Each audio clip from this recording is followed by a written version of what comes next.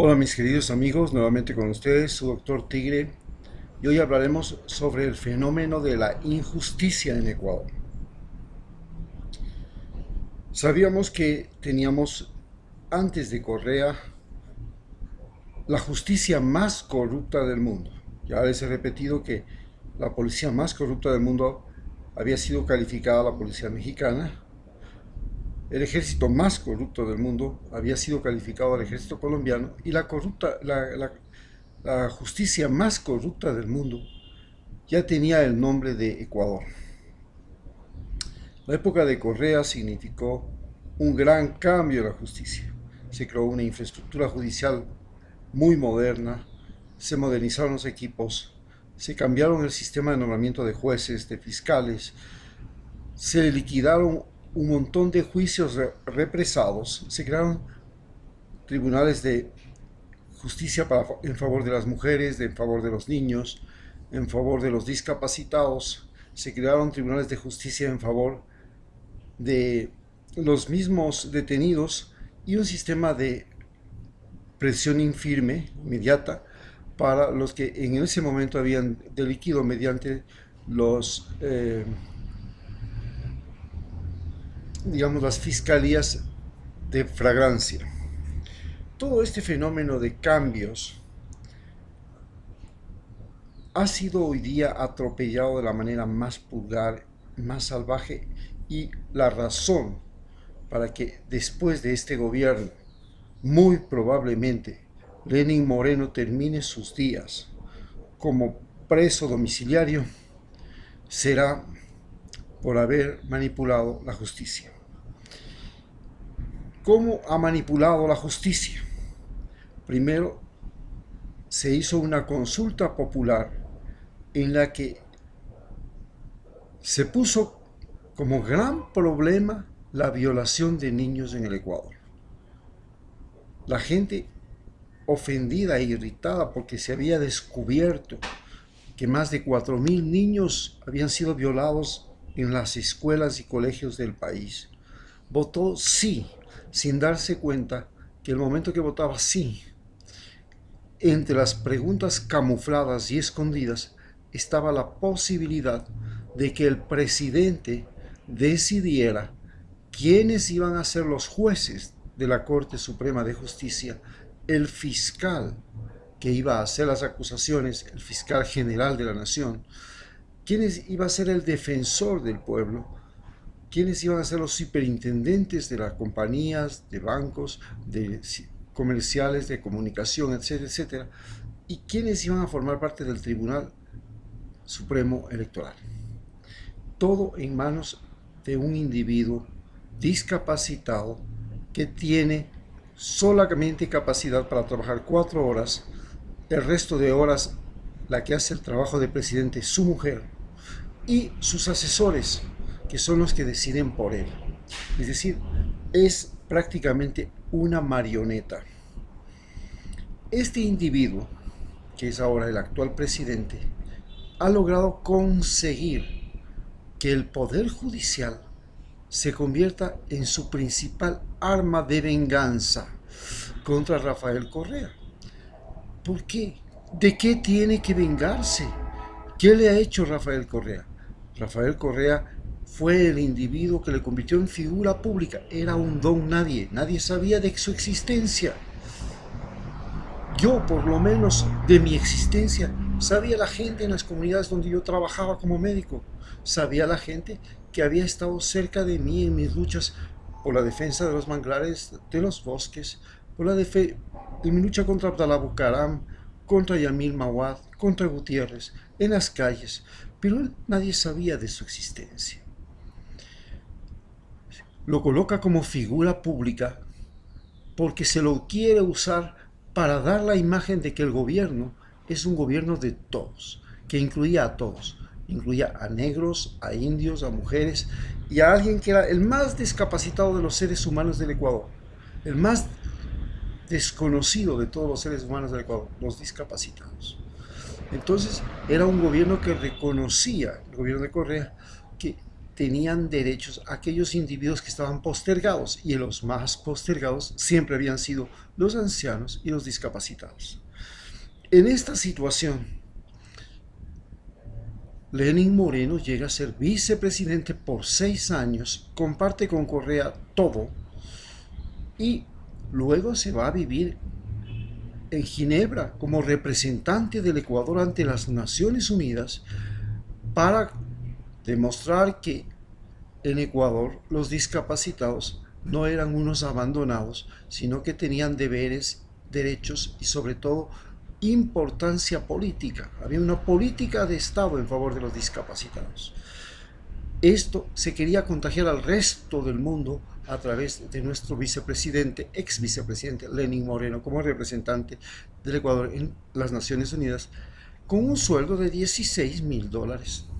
Cuando regresa, gana las elecciones gracias a Rafael Correa. Todos votamos porque él continúe la obra de Correa, pero resulta que se pasó completamente a los enemigos de Correa, confabuló con ellos y se unió ahora a los que son los enemigos más acérrimos de Correa. ¿Quiénes son los enemigos más acérrimos de Correa? Evidentemente, primero los más ricos del país, porque les obligó a pagar impuestos, comenzando por Álvaro Noboa. En segundo lugar, la prensa, porque la prensa se vio limitada, porque era una costumbre en Ecuador el linchamiento mediático. Si a usted le acusaban de algo en la prensa, usted debía darse por juzgado. Los tribunales no servían para nada. Aquí en el Ecuador, la prensa era el tribunal de justicia. Se juzgaban por titulares, no por tribunales. Este poder les fue mermado. En tercer lugar, están todos los empresarios a los que se les obligó a pagar impuestos. Y entonces, cuando les llegó la noticia de que además tenían una ley la ley de plusvalía, y además, que era una de las cosas que más les dolió, que las tierras que ellos querían acaparar, que estaban junto a las obras que había hecho el gobierno, ya no las podían vender a precios cuantiosos, jugosos, aprovechándose de la obra del Estado, que es obra de todos, el dinero de nosotros, para ellos cogerse las utilidades de las inversiones públicas hechas con nuestro dinero. Pero bueno, en beneficio de ellos, esto les dolió en el alma. Y peor cuando hubo la ley de herencias, que decía, bueno, hay un límite, ustedes tienen que pagar impuestos. Esto fue el fin del mundo. Entonces esta gente le comenzó a odiar a Correa. Esta gente que tenía el odio a Correa tan profundamente, inclusive cuando llegó el Papa quisieron hacerle un boicot y tratarle de hacerle quedar mal al gobierno ecuatoriano, a todos los ecuatorianos frente al Papa, que traía con él todos los medios de comunicación del mundo para desacreditarle a Correa. En estas circunstancias aparece un individuo que nunca fue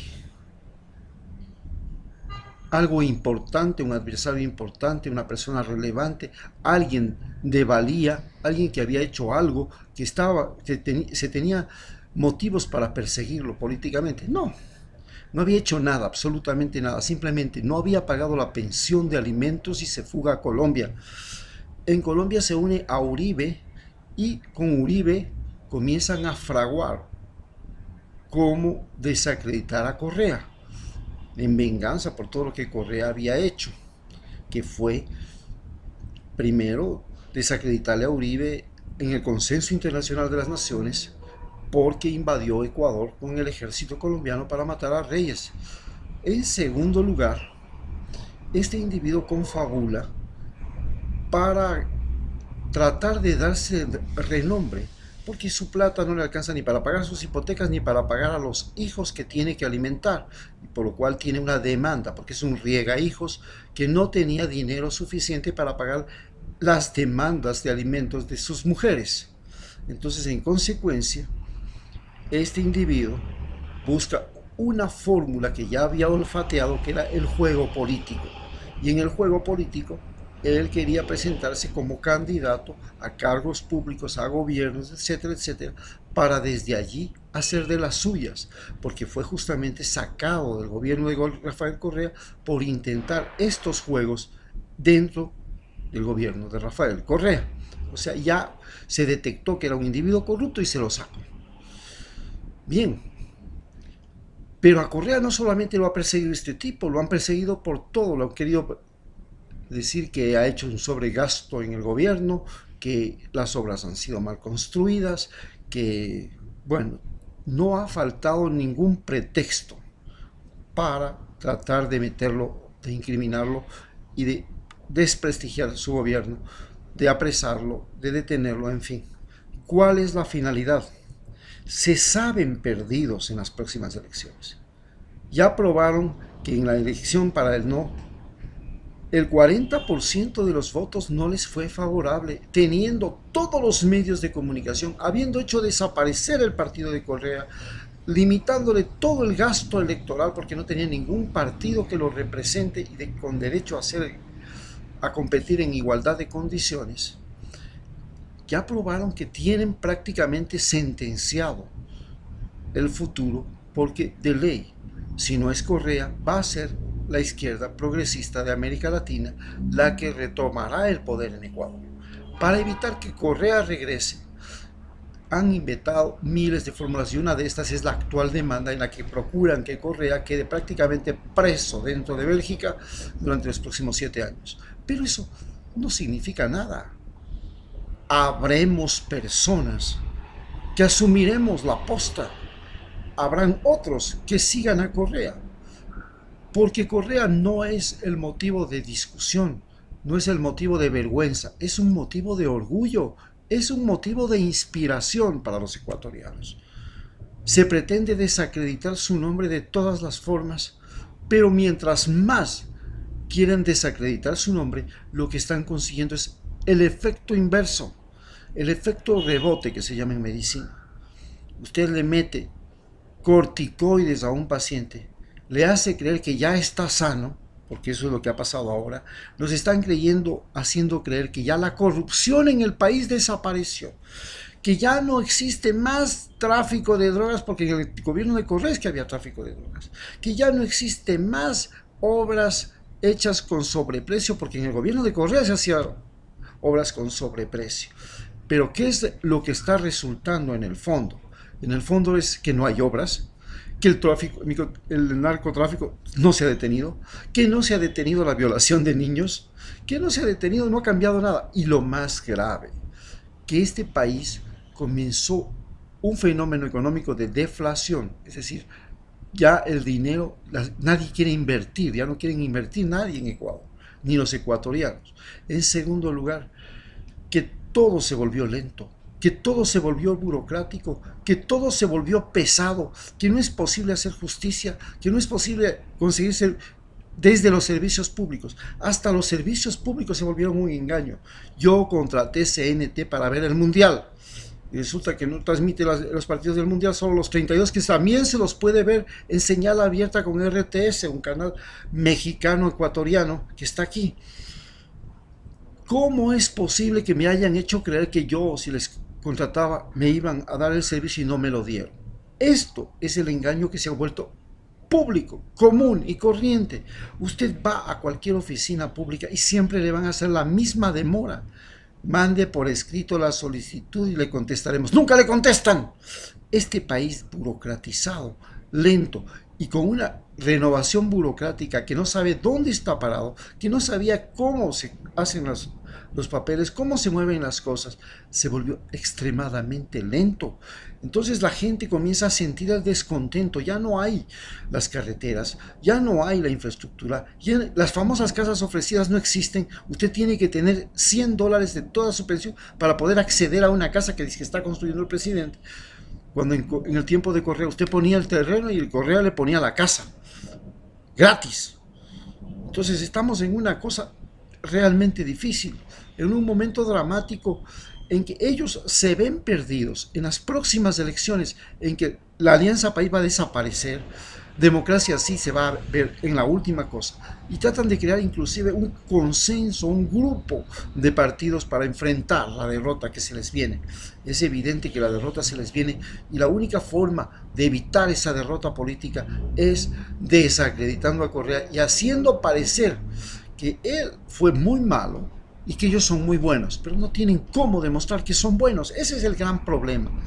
Lenin Moreno no puede dejar atrás la imagen de traidor, la imagen de mentiroso, la imagen de oportunista, y eso, quiera o no quiera, es la peor desventaja que puede tener para las próximas elecciones. Muchas gracias.